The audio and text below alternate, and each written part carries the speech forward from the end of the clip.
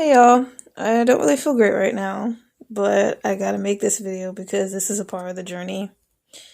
After receiving some professional and not legally liable advice, or not advice, but having a discussion with somebody in the medical profession that is also on is also on psych meds, I should say, because I don't know, I don't want to assume.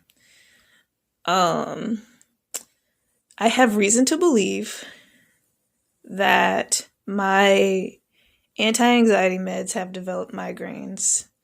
And this was over the course of time. Um, I did try that Delta 8, that was 50 milligrams a while ago, but that stuff is totally out of my system. And like before I started recording my journey, I also did too much CBD. Well, this was before I started doing anti anxiety meds. And when the CBD, like doing too much CBD fucking hurt. But when it was gone, it was gone. And the Delta 8 is long gone by the time my head started feeling weird. It just might have been a coincidence that it happened so close together. But like the Delta 8 is gone.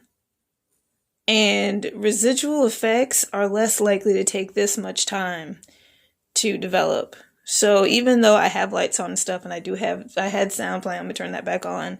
My migraines aren't light and sound sensitive like we're used to seeing. Like, you know how people with Tourette's are usually depicted versus how they actually are. It turns out it's the same with migraines. I'm not light or sound sensitive or anything like that, but it is mostly on one side of my head. Every now and then I feel a little bit going on over here and a little bit back here, but it's mostly here, like right here. And my right eye will start to water up.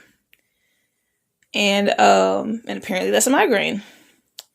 And when it happened yesterday for the first time, I dismissed it because I was in a spiritual setting and somebody just said something that was just really coincidental at that time. But apparently that was me having my first migraine.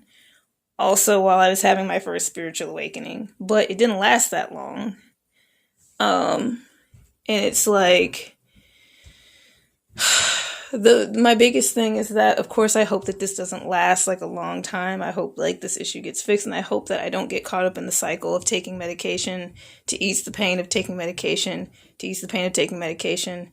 And also my other biggest concern is like I try so hard to break the cycle of mistrust for the medical system and the cycle in my family of disregarding mental health issues that I'm going to be really fucking upset if I gave myself some long-term shit trying to take care of myself.